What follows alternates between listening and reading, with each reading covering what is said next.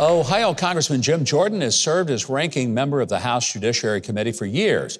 But with Republicans taking control of the House of Representatives in January, Jim Jordan is set to become Judiciary Committee chairman, one of the most powerful positions in our government. He says real accountability is coming, and we're very happy to have Congressman Jim Jordan with us tonight. Congressman, I watched the press conference that you conducted talking about what's up for a real inquiry and investigation into accountability for government agencies. Can you assure us you guys are serious about this? Yeah, good to be with you, Governor. Yeah, we got to be serious about it because, we live in the greatest country in history. America is the greatest nation ever. But it's not America if you have a Justice Department that is not treating people equally under the law. And I would argue that's what we have now. And I tell folks, you don't need to take my opinion or my words for it. Listen to what 14 FBI agents who've come to us, the Judiciary Committee, as whistleblowers and told us about what's going on. One whistleblower told us that at the highest levels of the FBI, the Washington field office, it is rotted at its core. Now think about that language. And so this is why we have to do the investigation, because step one into changing their behavior and beginning to hold people accountable and to make sure that the Justice Department is actually treating people equally under our law is to get the facts out there, get the truth out there so the American people knows exactly what their government's been up to, and specifically the Justice Department has been up to. So we're committed to doing this because this is I think, at the heart of what our great country is really all about.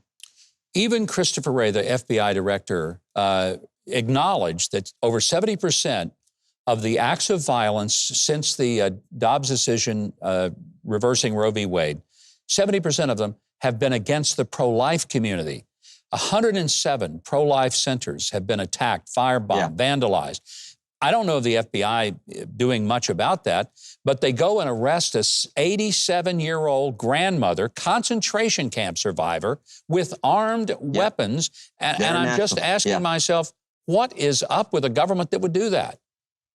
Yeah, and they kick in the door of a pro-life leader outside of Philadelphia, arrest him in front of his wife and 7 children, when the local judge and local law enforcement said he did nothing wrong. The FBI did that. So frankly, that's probably someone we want to talk to. Who's the U.S. attorney in that district that, we're putting together a list of folks we think are important for us to bring in for a conversation, for a deposition, or what we call transcribed interviews. I kind of like to talk, I think, to that person, find out what was the basis of that. Meanwhile, as you point out, Governor, after the leaked opinion, the Dobbs opinion was leaked, and we had all this activity going on, churches, crisis pregnancy centers, and of course, what was going on outside of Supreme Court justices' homes with the design being to intimidate them and change the decision that was leaked. It seems nothing happens there. So this is wrong. And you couple it with other things. The first whistleblower who came to us, the very first one, talked about the FBI and what was going on with investigating moms and dads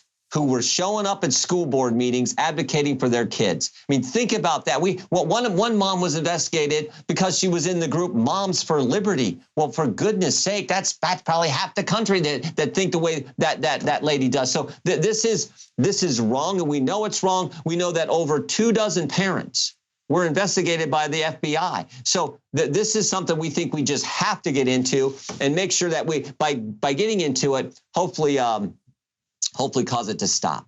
Congressman, it's not isolated. I mean, this is encompassing not just the investigation of parents of pro-life people.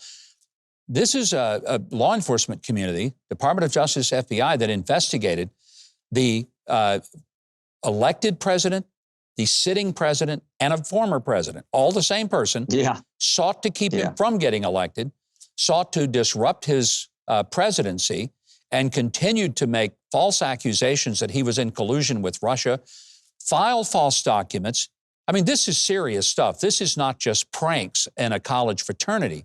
This is trying to essentially stage a coup d'etat against an elected president. So I know there are some Republicans that are saying, I don't want you guys to get into all these investigations and act like the Democrats. I don't want you to act like the Democrats, but by gosh, Congressman, I do want you to do the investigations. I want our country to operate as a constitutional republic and not some banana republic.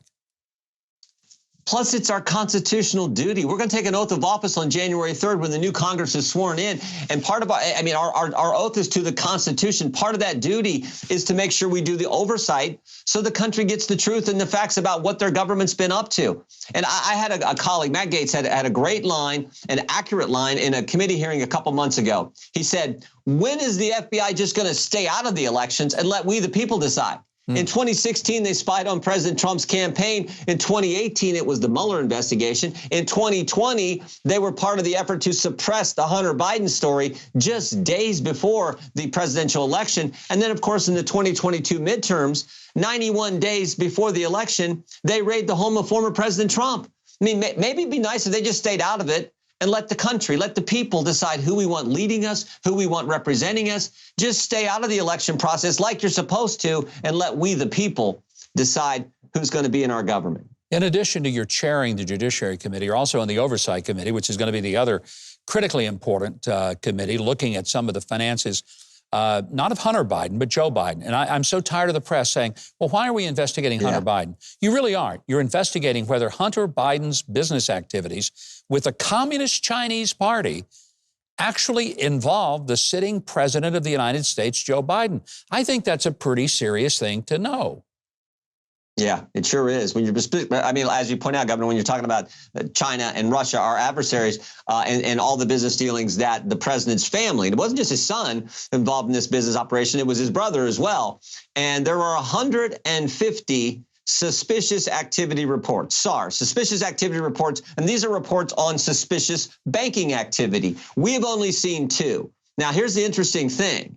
The Biden administration has changed the protocols and policy and process for people to see these suspicious activity reports. Used to be congressional committees could have access to that and see that information until the Biden administration. So they've changed the policy. So the committee staff and committee has only seen 2 of those. Frankly, we'd like to see the other 148 because the 2 we've seen, pretty darn suspicious activity going on, money being transferred from multiple accounts, different things. And it's so much so that JP Morgan sent us the suspicious activity report to the Treasury Department. So this, I think, just raises all kinds of concerns. First, the Biden administration has not complied with any request that Mr. Comer and the Oversight Committee have sent to him. Second, they changed the policy. And now we learned this week that they've set up this special operation that they're going to attack those of us who are trying to get the truth to the American people. How frustrating is it that the press seems to ignore this story? They even take the White House at its word, who released a statement saying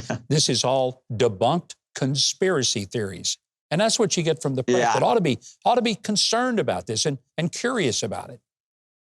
Yeah, you would think a real press would do that, but the mainstream press doesn't seem to. I would bet at that press conference, that's probably the first time the Washington press corps actually heard the facts. It's probably the first time they actually kind of had to report on some of the facts. And my guess is it's probably also the first time that they realized, wow, this really isn't Russian disinformation like they told us 2 years ago.